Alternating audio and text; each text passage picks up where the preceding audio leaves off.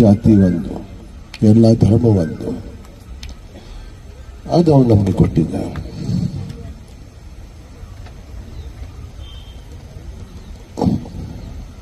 ಇಲ್ಲಿ ಏನೋ ಅವ್ರ ಪುತ್ಲೆ ಇದೆ, ಬಾಬಾ ಸಾಹೇಬ್ ಅಂಬೇಡ್ಕರ್ ಅವ್ರದ್ದು.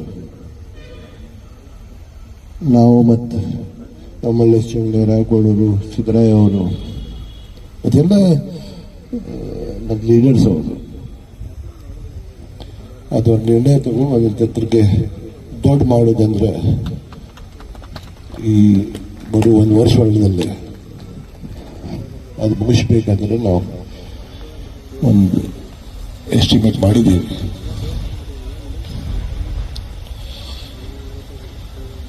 ಎಲ್ಲ ಧರ್ಮ ಒಂದಂದ್ರೆ ಅವ್ರು ಹೇಳಿದರು, ಎಲ್ಲರಿಗೆ ಶಿಕ್ಷಣಗೆ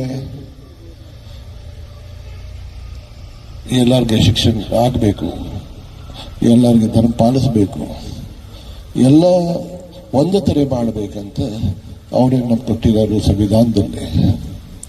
ಬರೀ ಅದು ಒಂದು ಜಾತಿಗೆ ಇಲ್ಲ, ಎಲ್ಲರ ಸಲುವಾಗಿದೆ. ಎಲ್ಲ ಜಾತಿ, ಎಲ್ಲ ಧರ್ಮ, ಎಲ್ಲ ಸಲುವಾಗಿ ಅವರು ಮಾಡಿದ್ದಾರೆ. ನಮಗೆ ಒಂದ್ಸತಿ ಮಲ್ಲೇಶ್ ಚೌಗಲೆ ಅವರು, ನಮ್ಮ ಪರಿಶ್ರಮ ಅವರು ಕಂಗ್ರಾಟ್ಗಳಿದಲ್ಲಿ ಒಂದು ಮನೆ ತರಿಸಿದ್ರು.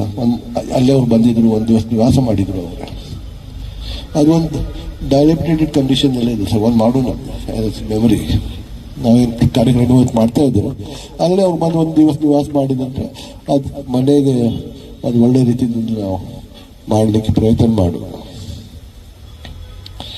ಮತ್ತು ಇಂಥ ಕಾರ್ಯಕ್ರಮ ನಾವು ಪದೇ ಪದೇ ಮಾಡಬೇಕು.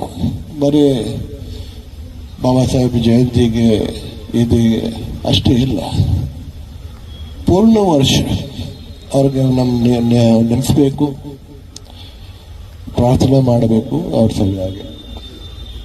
ಮತ್ತು ಅವರು ಏನು ಕೊಟ್ಟಿದ್ದಾರೆ ನಮಗೆ ಯಾವಾಗ ನಾವು ಮರೆತಬಾರ್ದು.